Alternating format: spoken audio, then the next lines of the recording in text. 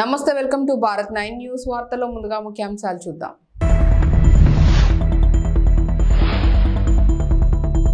కేసీఆర్ పని అయిపోయింది, కారు షెడ్డుకే రేవంత్.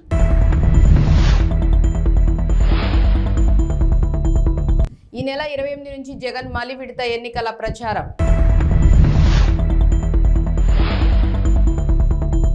ఈ నెల 29న తెలంగాణలో జేపీ నడ్డా పర్యటన.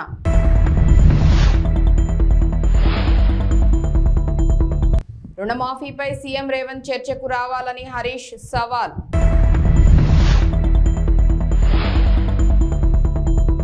టీటీడీకి చెందిన 2000 నోట్ల మార్పిడికి ఆర్బీఐ అంగీకారం. దేశంలో కాంగ్రెస్ పార్టీ కష్టాల్లో ఉన్నప్పుడు ఆనాడు ఇక్కడి ప్రజలు మెదక్ గడ్డపై ఇందిరమ్మను గెలిపించారని ముఖ్యమంత్రి రేవంత్ రెడ్డి అన్నారు. ఈ సందర్భంగా మాట్లాడుతూ 1999 నుంచి 2024 వరకు 25 సంవత్సరాలు మెదక్ పార్లమెంటు బీజేపీ బీఆర్ఎస్ చేతిలోనే ఉందని అన్నారు. ఆనాడు ఇందిరమ్మ తెచ్చిన పరిశ్రమలు తప్ప బీజేపీ బీఆర్ఎస్ ఈ ప్రాంతానికి చేసిందేం లేదని అన్నారు. 10 ఏళ్ల బీఆర్ఎస్ పాలనలో మెదక్ ప్రజలకు ఒరిగిందేం లేదని అన్నారు. ముఖ్యమంత్రిగా ఈ రాష్ట్ర ప్రజలకు ఇచ్చిన హామీలు అమలు చేయకపోను 4 కోట్ల తెలంగాణ ప్రజల్ని మోసం చేసినందుకు మొన్న డిసెంబర్ నాడు మీరందరూ కలిసి టిఆర్ఎస్ పార్టీని తిత్తిదీసి కోదండానికి వేలాడేసి ఈరోజు కారు గుర్తును కార్ఖానకు పంపించారు. అయ్యా కొడుకులు చెప్తున్నారు కారు కార్ఖానకు పోయింది మళ్ళీ వాపసు వస్తుందని. మాకానే చెప్తున్నాడు సార్ ఇక అది కార్ఖానా నుంచి వాపసు రాదు, తూకానికి అమ్మాల్సిందే, దాని పని అయిపోయింది, అనుం చెడ్డది అని చెప్పి. అందుకే ఇవాళ కేసీఆర్ ఎన్ని చెప్పినా, కేటీఆర్ ఎన్ని అబద్ధాలు మాట్లాడినా, తండ్రి 4 గంటలు కొడుకు 2 గంటలు టీవీ 9లో కూర్చొని ఎంత దుఃఖం వెళ్ళిపుచ్చినా ప్రజలకు సానుభూతి రాలేదు. ఇవాళ ఆ సానుభూతి రాలేదు అని చెప్పి చంద్రశేఖరరావు గారు బస్ వేసుకొని బయలుదేరిండు. కారు పని అయిపోయిందని ఇవాళ బస్ వేసుకొని బయలుదేరిండు. నిన్న మిర్యాలగూడ పోయిండు, సూర్యాపేట పోయిండు, భువనగిరికి వచ్చిండు. ఇవాళ ఆయన యాత్ర చూస్తుంటే 100 ఎలుకలు తిన్న పిల్లంట తీర్థయాత్రలకు పోయి వచ్చిందంట. నా పాపాలన్నీ మన్నించు అని. 10 ఏళ్ళు అధికారంలో ఉండి ప్రజలు వస్తే రానియక ఫామ్ హౌస్ దగ్గరకు వస్తే లాఠీ చార్జ్ చేయించి ప్రగతి భవన్లో ఎర్రటెండలో గద్దరన్న కలవడానికి వస్తే 4 గంటలు ప్రగతి భవన్ గేట్ల ముందల గద్దరన్నను కూర్చోబెట్టింది మర్చిపోయినట్టున్నాడు. 10 ఏళ్ళ అధికారంలో ఉన్నప్పుడు సచివాలయానికి రాలే, ప్రగతి భవన్లో లోపలికి మనల్ని రానియలే. ఏ రోజు కూడా తెలంగాణ ప్రజలు గుర్తురాలే. తెలంగాణ రైతులు, విద్యార్థులు, నిరుద్యోగ యువకులు, మహిళలు, మైనార్టీలు ఏ ఒక్కరు కూడా చంద్రశేఖరరావుకు గుర్తు రాలే. అధికారం ఉన్నంతసేపు ఆంధ్ర కాంట్రాక్టర్లు, హైదరాబాద్ రియల్ ఎస్టేట్ వాళ్ళు ఆయన గుర్తొచ్చిండ్రు తప్ప ఏ రోజు కూడా తెలంగాణ 4 కోట్ల ప్రజల్ని పట్టించుకోలే. ఈ కార్యకర్తలు కష్టపడి కారును ఖతం చేస్తే ఇవాళ మళ్ళా ప్రజలు గుర్తొచ్చి చంద్రశేఖరరావు ఫామ్ హౌస్ల నుంచి బయటికి వచ్చిండు. ఫామ్ హౌస్ గేట్లు బార్లా తెరుచుకొని ప్రజల్ని రమ్మంటుడు. అంత అయిపోయినాక ఆ చేతులు కాలినాక ఆయన ఇవాళ ఆకులు పట్టుకున్నట్టు బయలుదేరాడు. 4 గంటలు వచ్చి టీవీలో కూర్చున్నాడు. నేను అడుగుతున్న చంద్రశేఖరరావును, 4 గంటలు వచ్చి టీవీలో కూర్చోనికి వచ్చింది కానీ వారం రోజులు అసెంబ్లీ నడిపి కాళేశ్వరం నుంచి ఇందిరమ్మ ఇండ్ల వరకు నిరుద్యోగ యువకుల ఉద్యోగాల కోసము, రైతు రుణమాఫీ కోసము, రైతు బంధు కోసము, మైనార్టీ రిజర్వేషన్ల కోసం అసెంబ్లీలో చర్చ పెట్టినాం. చర్చలు మాత్రం రాలే. ఎందుకంటే చర్చలకు వస్తే ఎదురుగా కాంగ్రెస్ వాళ్ళు ఉంటారు, రేవంత్ రెడ్డి ఉంటారు, అడుగుతారు, కడుగుతారు, అంగిప్పి 4 దంచుతారని అసెంబ్లీకి రాలే. ఇక ఆయన పోయిన టీవీలో అడిగేటోడు ఆళ్ళోడే, చూపించేటోడు ఆడోళ్ళే, మొత్తం వాళ్ళే. చూపించుకోనికే టీవీ ఉంది, రాసుకోనికే పేపర్ ఉందని నోటికొచ్చింది 4 గంటలు కూర్చొని మాట్లాడారు. మీరెవరైనా నమ్మినరా? ఎవరైనా నమ్మిరా? రుణమాఫీపై సీఎం రేవంత్ రెడ్డి మాజీ మంత్రి హరీష్ రావు మధ్య రాజీనామా సవాలు రసవత్తరంగా మారింది. ఇరువురి మధ్య లోక్సభ ఎన్నికల నేపథ్యంలో కీలకంగా మారింది. రాజీనామా లేఖతో గన్ పార్కుకు వస్తానని రేవంత్ కూడా రావాలని సవాల్ చేశారు. అయితే రేవంత్ చర్చకు వస్తారా రారా సర్వత్రా ఆసక్తి నెలకొంది. శుక్రవారం ఉదయం 10 గంటలకు అసెంబ్లీ ముందు ఉన్న అమరవీరుల స్తూపం దగ్గరకు తాను రాజీనామా లేఖతో వస్తానని, నువ్వు వస్తావా రా దమ్ముంటే అని మరోసారి రేవంత్ రెడ్డికి సవాల్ విసిరారు. రాజీనామా లేఖను మేధావుల చేతుల్లో పెడదామని తెలిపారు. గ్యారంటీల గారడి ఫెయిల్ అయిపోయింది. బాండ్ పేపర్లతో ప్రజల్ని మోసం చేసినాం. ఈ తాప ప్రజలు మనకు వినేటట్టు లేరు.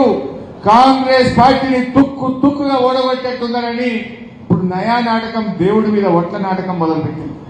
నేను మొన్న ఛాలెంజ్ చేసిన రేవంత్ రెడ్డి మొన్న ఏమంటుడు, కొత్తగా రుణమాఫీ చేయలేదని చెప్పి ఆగస్టు 15లోగా రుణమాఫీ చేస్తా అని ఒక నయా నాటకం మొదలుపెట్టి, మిస్టర్ రేవంత్ రెడ్డి ఆగస్టు 15వ తారీఖు లోపు నువ్వు 2 లక్షల రుణమాఫీ చేయకపోతే ముఖ్యమంత్రి పదవికి రాజీనామాకు సిద్ధమా అని నేను అడిగిన. నువ్వు దేవుడి మీద ఎట్టున్నావు, రాజీనామాకు సిద్ధమా అని అడిగిన. అడిగితే తొండి ఆట ఆడుతున్నాడు. నువ్వు పార్టీ రద్దు చేసుకుంటావా అంటాడు. నేను మళ్ళీ ఇవాళ అడుగుతున్నా ఈ ఖమ్మం నుంచి, రేవంత్ రెడ్డి గారు ఆగస్టు 15వ తారీఖు లోపు ఇచ్చిన మాట ప్రకారంగా వడ్డీతో సహా 39,000 కోట్ల రూపాయల రుణమాఫీని నువ్వు ఖచ్చితంగా చేస్తావా చేయవా ప్రజలకు సమాధానం చెప్పు. ఆ 2 లక్షల రుణమాఫీ కానీ 100 రోజుల్లో ఇస్తామన్న 6 గ్యారెంటీలు నువ్వు అమలు చేయకపోతే రాజీనామాకు సిద్ధమా అని ఈ ఖమ్మం నుంచి నేను అడుగుతా ఉన్నా. నేను సిద్ధం. నీ సవాల్ నేను తీసుకుంటున్నా. ఎల్లుండి 26వ తారీఖు నాడు అసెంబ్లీ ఎదురుగా అమరవీరుల స్తూపం దగ్గరికి పొద్దున 10 గంటలకు నేను వస్తా. నువ్వు రా. ఆ అమరుల సాక్షిగా ప్రమాణం చేద్దాం. ఆగస్టు 15వ తారీఖు లోపు నువ్వు 2 లక్షల మాఫీ చేస్తా అని 100 రోజుల్లో బాండ్ పేపర్ మీద రాసిచ్చి అమలు చేస్తా, 6 గ్యారెంటీలు అమలు చేస్తా అని చెప్పి నువ్వు ప్రమాణం చేయి, నేను ప్రమాణం చేస్తా. నువ్వు అమలు చేస్తే నేను ఎమ్మెల్యేకు రాజీనామా చేస్తా, మళ్ళా పోటీ కూడా చేయండి. నువ్వు అమలు చేయకపోతే ముఖ్యమంత్రి పదవికి రాజీనామా చేయడానికి సిద్ధంగా ఉన్నావా అని అడుగుతా ఉన్నాను. ఇది ప్రజల్ని మోసం చేయడం కాదా? నువ్వు అమలు చేసేది నిజమైతే, నువ్వు మాట మీద ఉండేది నిజమైతే రా అమరవీరుల స్తూపం దగ్గరికి. లేదంటే నువ్వు ఎన్ని దేవుళ్ళ మీద ఒట్లు పెట్టినా, ఎన్ని ఆపద మొక్కులు మొక్కినా ఈసారి కాంగ్రెస్ పార్టీ పేదింటి భవిష్యత్తును మరింత గొప్పగా మార్చేందుకు రాష్ట్రాన్ని అన్ని రంగాల్లో ప్రగతి పదంలో అగ్రభాగాన నిలిపేందుకు మరోసారి చారిత్రక విజయంతో అధికారంలోకి రావటమే లక్ష్యంగా ఈ నెల 28 నుంచి వైఎస్ఆర్సీపీ అధ్యక్షులు ముఖ్యమంత్రి వైఎస్ జగన్మోహన్ రెడ్డి ఎన్నికల ప్రచార భేరీ మోగించనున్నారు. ప్రతిరోజు 3 అసెంబ్లీ నియోజకవర్గాల్లో జరిగే బహిరంగ సభల్లో పాల్గొంటారు. ఈ నెల 28న ఉదయం 10 గంటలకు తాడిపత్రిలో నిర్వహించే బహిరంగ సభ ద్వారా ఎన్నికల ప్రచారానికి శ్రీకారం చుట్టనున్నారు. పోలింగ్ సమయం సమీపిస్తూ ఉండడంతో ఏపీలో రాజకీయ వాతావరణం మరింత హాట్గా తయారైంది. అధికార విపక్ష పార్టీలు ప్రచారాన్ని హీటెక్కిస్తున్నాయి. ఇప్పటికే తొలి దశ ప్రచారాన్ని పూర్తి చేశారు. తొలుత 4 ప్రాంతాల్లో సిద్ధం సభలు నిర్వహించారు. మార్చి నెలాఖరున మేమంతా సిద్ధం పేరుతో బస్సు యాత్ర సైతం నిర్వహించారు. ఇడుపులపాయ నుంచి ఇచ్చాపురం వరకు జరిగిన ప్రచారం సందర్భంగా విపక్ష కూటమిపై నిప్పులు చెరిగారు. వైసీపీకి ఓటేస్తేనే సంక్షేమ పథకాలు అమలవుతాయని, బాబుకు ఓటేస్తే నిండా మునిగినట్లేనని ప్రజలకు సూచించారు సీఎం జగన్. ఈ యాత్ర వైసీపీ శ్రేణుల్లో జోష్ నింపింది. పులివెందులలో నామినేషన్ వేసిన తర్వాత మరో విడత ప్రచారానికి సిద్ధమయ్యారు సీఎం జగన్. ఈ నెల 28 నుంచి రాష్ట్ర వ్యాప్తంగా పర్యటన చేయనున్నారు. ప్రతిరోజు 3 అసెంబ్లీ నియోజకవర్గాల్లో బహిరంగ సభలు నిర్వహించనున్నారు. ఈ నెల 28న ఉమ్మడి అనంతపురం జిల్లా తాడిపత్రి, నెల్లూరు జిల్లా వెంకటగిరి, కందుకూరులో బహిరంగ సభలు నిర్వహించనున్నారు. ఈ నెల 29న చోడవరం, పి గన్నవరం, పొన్నూరు, 30వ తారీఖున కొండపి, మైదుకూరు, పీలేరులో సిద్ధం సభలు జరగనున్నాయి. మే 1వ తారీఖున బొబ్బిలి, పాయకరావుపేట, ఏలూరులో బహిరంగ సభలు నిర్వహించనున్నారు.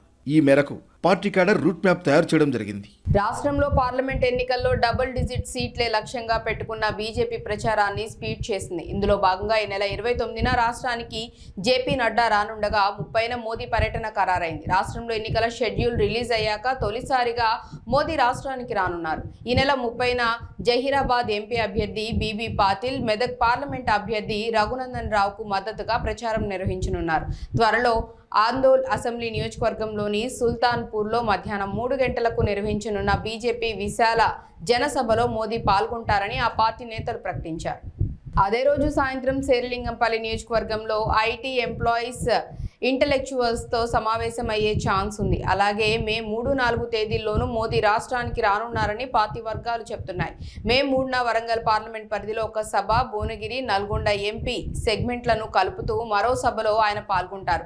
4న మహబూబ్ నగర్ పార్లమెంట్ పరిధిలోని నారాయణపేటలో, చేవెళ్ల ఎంపీ నియోజకవర్గంలోని వికారాబాద్లో సభలో మోదీ ప్రసంగించనున్నారు. గురువారం కేంద్ర హోంశాఖ మంత్రి అమిత్ షా సిద్దిపేటలో జరిగే బహిరంగ సభలో పాల్గొనగా కరీంనగర్లో ఎంపీ అభ్యర్థి బండి సంజయ్ నామినేషన్ కు గుజరాత్ సీఎం భూపేందర్ పటేల్, నిజామాబాద్ ఎంపీ అభ్యర్థి అరవింద్ నామినేషన్ కు ఉత్తరాఖండ్ సీఎం పుష్కర్ సింగ్ ధామీ పాల్గొనున్నారు.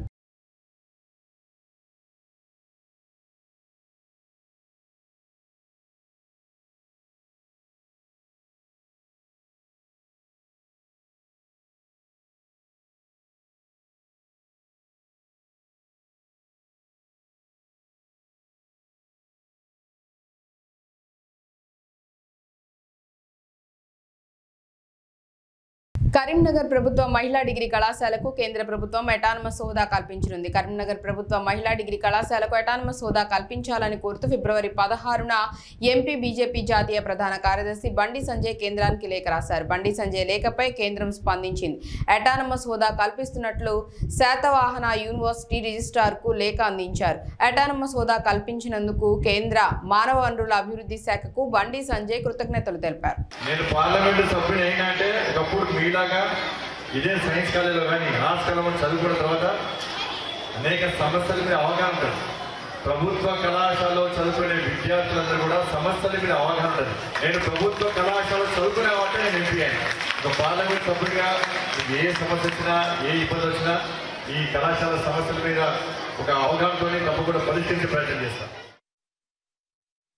కలియుగ ప్రత్యక్ష దైవం తిరుమల శ్రీ వెంకటేశ్వర స్వామి వారి దర్శనానికి ప్రతిరోజు వేలాది మంది భక్తులు తరలి వస్తుంటారు. ఇక ప్రతిరోజు కోట్లాది రూపాయలు శ్రీవారికి హుండీలో సమర్పించుకుంటారు భక్తులు. అయితే ఆర్బీఐ 2000 నోట్లను రద్దు చేసిన తర్వాత కూడా శ్రీవారి హుండీలో ఆ నోట్లను వేస్తూనే ఉన్నారు భక్తులు. దీంతో ఆర్బీఐతో నోట్ల మార్పిడి కోసం ప్రయత్నాలు మొదలుపెట్టింది టీటీడీ. ఎట్టకేలకు 2000 రూపాయలు మార్పిడిలో టీటీడీ ప్రయత్నం ఫలించింది.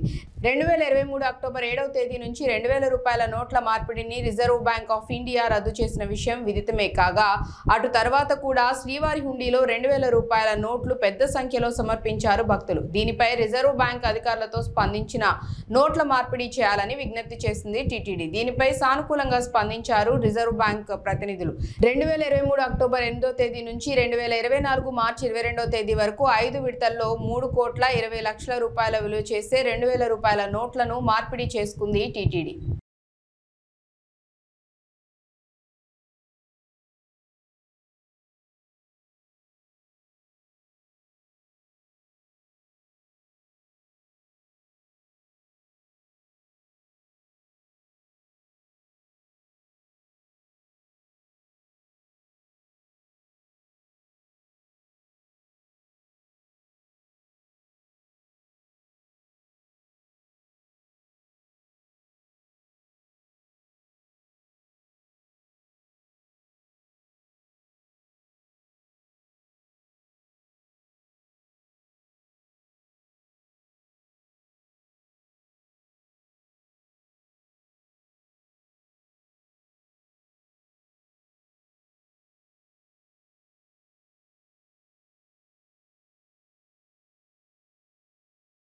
తెలుగు రాష్ట్రాల్లో ఎండలు మండిపోతున్నాయి. రికార్డు స్థాయిలో ఉష్ణోగ్రతలు నమోదవుతున్నాయి. పలు జిల్లాల్లో ఉష్ణోగ్రతలు 45 డిగ్రీలకు పైమాటే.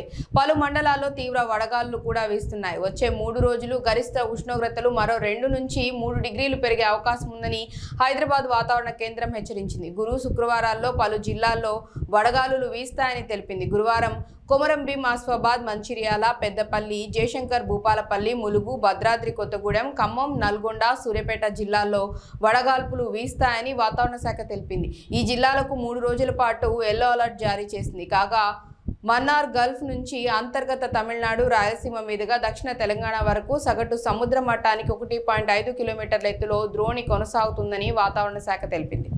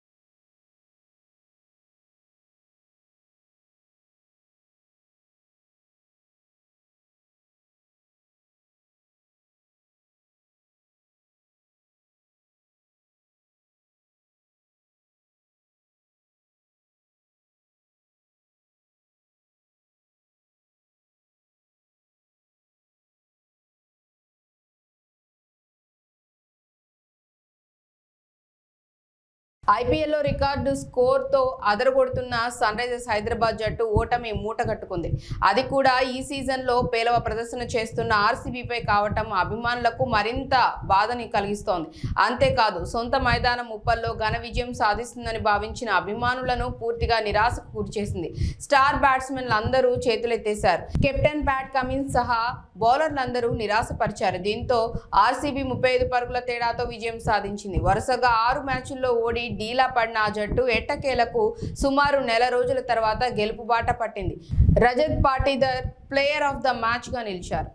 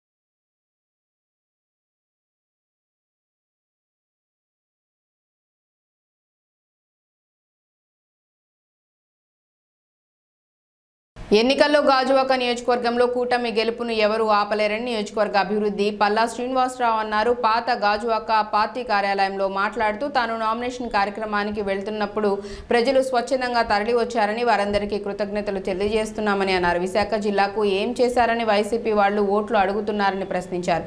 రాష్ట్రాన్ని అప్పుల ఊబిలోకి నెట్టారని ఓట్లేయాలా లేక ప్రజాధనాన్ని దుర్వినియోగం చేస్తున్నారని ఓట్లేయాలా అని నిలదీశారు. గత 5 ఏళ్లలో గాజువాక ఎలాంటి అభివృద్ధికి నోచుకోలేదని అన్నారు.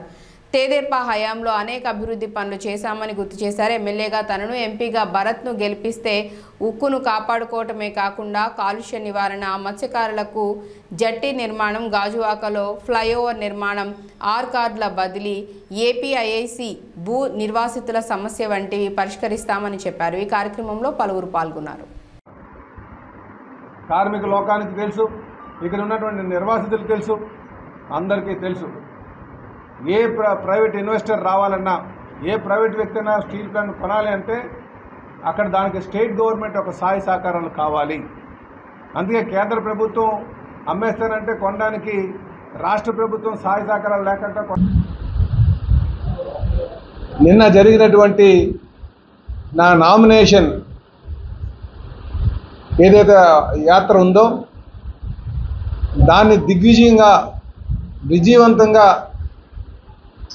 ప్రజల సహకారంతో, అలాగే తెలుగుదేశం, జనసేన, బీజేపీ, అలాగే అభిమానుల సహకారంతో, మీ అందరి సహకారంతో మరి మేము నామినేషన్ వేయగలిగాం.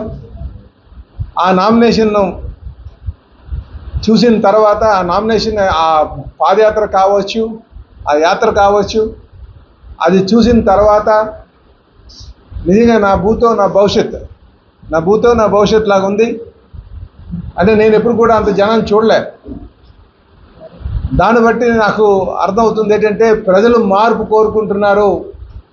ఇటు విశాఖపట్నంలో ఒక గాజువాకలో కావచ్చు, విశాఖపట్నం పార్లమెంట్ కావచ్చు, అలాగే ఈ రాష్ట్రంలో కావచ్చు, రేపు ఖచ్చితంగా ఎన్డీఏ కూటమి, తెలుగుదేశం, జనసేన, బీజేపీ కూటమి అధికారంగా రాబోతుందని చెప్పేసి ఈ సందర్భంగా తెలియజేస్తాను. అందుకే మీ ద్వారా నేను గాజువాక పుర ప్రజలకు, తెలుగుదేశం, జనసేన, బీజేపీ నాయకులకు, అలాగే అభిమానులకు అందరికీ కూడా మీ ద్వారా నేను వారికి ధన్యవాదాలు తెలియజేసుకుంటున్నాను. నేను నా మీద భరోసాగా పెట్టి అంతమంది మరి స్వచ్ఛందంగా పాల్గొని సుమారు 3 గంటల పాటు ఆ మండు టెంట్లో మాతో పాటు అక్కడ నామినేషన్ ఫైలింగ్ కోసం వచ్చినందుకు వారందరికీ కూడా నేను పేరు పేరున ధన్యవాదాలు తెలియజేస్తున్నా. మరి సోదరులారా, ఈరోజు మళ్ళీ మీ ద్వారా నేను ప్రజానికాన్ని కోరుతున్నాను. గడిచిన 15 సంవత్సరాలుగా మేము ఎప్పటి నుంచో ఉన్నాం. చెప్పాలంటే మా నాన్నగారు 71, 72లో సర్పంచ్ అయ్యారు. అప్పటి నుంచి ఈ ప్రాంతంతో ఇక్కడ ఉన్నటువంటి ప్రజలతో మమేకమయ్యే ఉన్నాం. కుటుంబ పరంగా కార్మిక లోకంతో ఉంటాం. కానీ నేను ప్రత్యేకంగా 2009 నుంచి మరి నియోజకవర్గంలోనే ఉంటూ ఇక్కడ ఉన్నటువంటి సాధక బాధలు తెలుసుకొని మరి అప్పుడు నాకు 2014లో నాకు శాసనసభ్యుడిగా అవకాశం కల్పించారు. ఆ 5 సంవత్సరాలు 2014 నుంచి 2019 మధ్యన నేను అనేక సమస్యలు పరిష్కారం చేసేటువంటి పద్ధతి, నా యొక్క పద్ధతిని చూశారు. నేను అధికారం ఉన్నప్పుడు ఏ విధంగా సమస్యలు పరిష్కారం చేస్తానన్న దాని మీద పూర్తి అవగాహన ఇక్కడ ఉన్నటువంటి ప్రజలకు ఉంది. అలాగే అధికారం లేనప్పుడు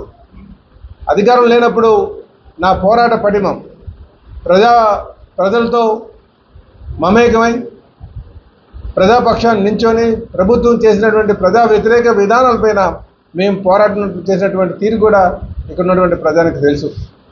కనుక నేను గత 15 సంవత్సరాలుగా గాజువాక నియోజకవర్గంలోనే ఉండి అనేక సమస్యల పరిష్కారం పట్ల లేకపోతే పోరాటం చేసిన విషయంలో కావచ్చు, నాకు నా నైజం ఇక్కడ ఉన్నటువంటి ప్రజానికానికి తెలుసు. కనుక మళ్ళీ నాకు అవకాశం కల్పిస్తారనే నమ్మకం ఉందని చెప్పి ఈ సందర్భంగా నేను తెలియజేస్తున్నా. ఈరోజు ఇక్కడికి వచ్చినందుకు గాను మీ అందరికీ కూడా నేను ప్రెస్ సోదరులందరికీ పేరు పేరున నేను నమస్కారాలు తెలియజేసుకుంటాను.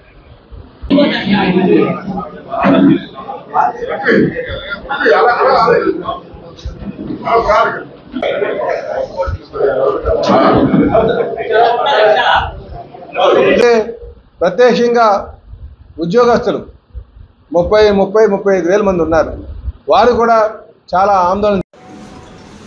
అయితే ఈ ప్రభుత్వం వచ్చిన తర్వాత ఆ రెజల్యూషన్ పక్కన పెట్టేశారు. మీరు దాన్ని ముందుకు వెళ్ళలేదు. కనుక మేము అధికారం వచ్చిన తర్వాత ఏదైతే ఆ బ్రేక్ వాటర్ అంటే చాలా మంది గట్టిగా అంటుంటారు, వారి విజయానికి తోడ్పాటుకి వాళ్ళందరూ సిద్ధంగా ఉన్నారు. వాస్తవానికి నిన్న మీరు చూస్తుంటారు, మీరు కూడా ప్రత్యక్షంగా మా అభ్యర్థి పల్లా శ్రీనివాస్ గారు సహజంగా అందరికీ నమస్కారం పెడితే బిల్డింగుల మీద ఉన్నవాళ్ళు కానీ వాళ్ళే బయటకు వచ్చి ప్రతిస్పందనగా ఇలా చెప్తా ఉన్నారు విజయోత్సవం అని. అంటే స్పందన ఉంది, మా కూటమిని ఆహ్వానిస్తున్నారు. అందుకని కూటమిని ఆహ్వానిస్తున్నారు, గెలిపిద్దామని ఉన్నారు.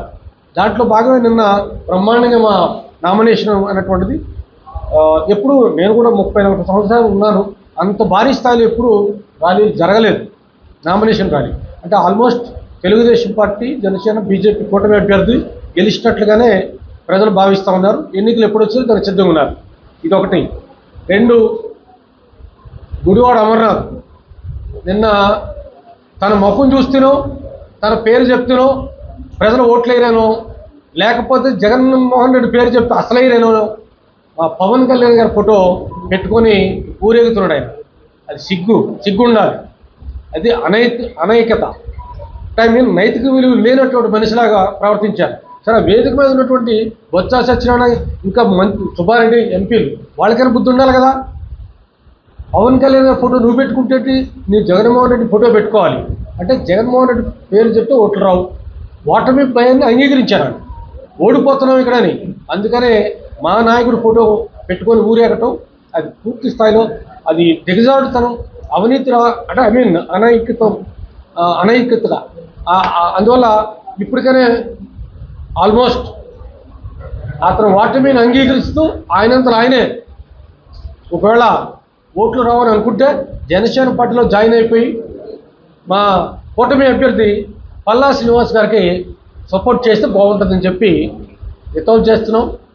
2, ఇక మా పార్టీ జనసేన పార్టీ శ్రేణులు పూర్తి స్థాయిలో మా అధ్యక్షుడు పవన్ కళ్యాణ్ గారు ఆదేశం మేరకు పల్లా శ్రీనివాస్ గారు కూటమి అభ్యర్థిగా గెలవడానికి కావాల్సినటువంటి శ్రమ ఏ మేరకు తీసుకోవడానికి సిద్ధంగా ఉన్నాం. అందరూ కలిసి పనిచేస్తాం. 2 ఎంపీ అభ్యర్థులు కూడా గెలిపించుకుంటాం. ఎందుకు అంటే ఇందులో ఒక అర్థం ఉంది. పని చేయాలని తపన నాయకుడు కావాలని ప్రజలు కోరుకుంటారు. అవినీతి ఆరోపణలు మచ్చలేనటువంటి మనిషి కావాలని కోరుకుంటారు.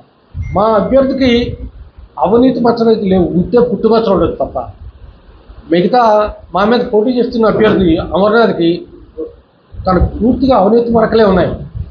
పూర్తిగా ముఖం చూస్తున్న అవినీతి మరకలతో ఆయన తిరుగుతూ ఉన్నారు. అందుకనే మా అభ్యర్థిని ఎమ్మెల్యేగా గెలిపించుకోవాలని ప్రజలు చూస్తున్నారు. రాష్ట్రాన్ని 10 ఏళ్లు పాలించి ప్రజాధనాన్ని దుర్వినియోగం చేసిన బీఆర్ఎస్ పార్టీని ప్రజలు నమ్మొద్దని కాంగ్రెస్ పార్టీ సీనియర్ నాయకులు రైతు ఆత్మహత్యల నివారణ సంఘం రాష్ట్ర అధ్యక్షులు జంజిరాల రాజేష్ అన్నారు. ఈ సందర్భంగా మాట్లాడుతూ కాంగ్రెస్ అధిష్టానం సమిష్టి నిర్ణయం మేరకు ఖమ్మం పార్లమెంట్ అభ్యర్థిగా రఘురామ్ను ఎంపిక చేయడం పట్ల జంజిరాల హర్షం వ్యక్తం చేశారు. రాష్ట్రంలో 17కు 17 ఎంపీ స్థానాలను కాంగ్రెస్ ప్రభుత్వం కైవసం చేసుకోబోతోందని ఆశాభావం వ్యక్తం చేశారు.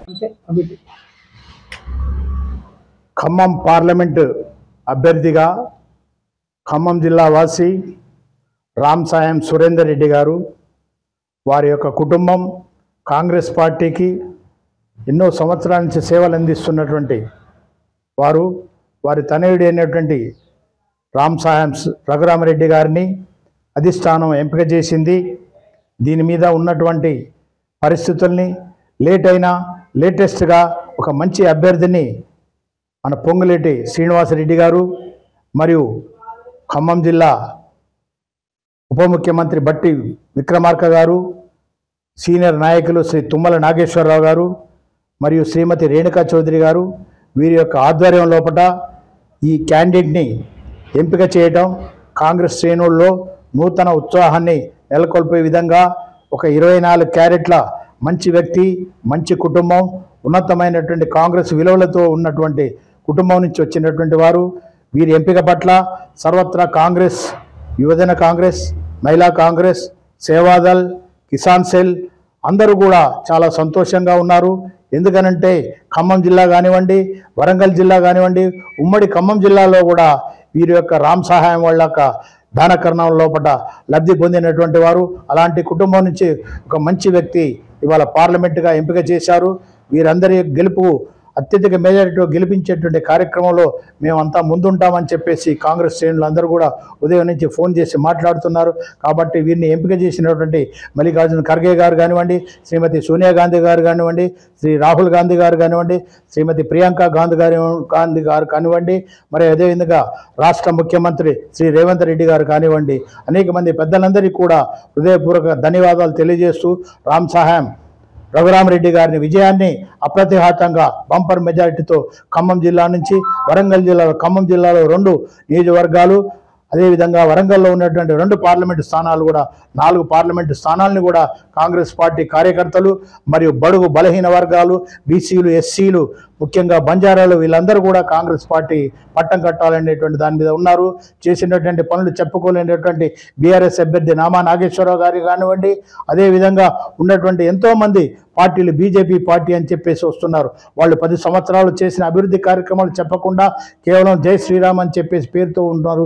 రాముడు అందరివాడు, రాముడు కులాల మతాల పేరు మీద తీసుకొచ్చేటువంటి వారు కాదు. అందరూ కూడా ముస్లిమ్స్లో కూడా శ్రీరామనవమి రోజు పాల్గొని దైవికంగా మరి పనిచేసినటువంటి వాళ్ళు ఉన్నారు. అలాంటి సెక్యులర్ కంట్రీ లోపల కేవలం రామతోటి 10 సంవత్సరాల పరిపాలన పూర్తవుతుంది అనుకుంటున్నారు. అది పొరపాటు.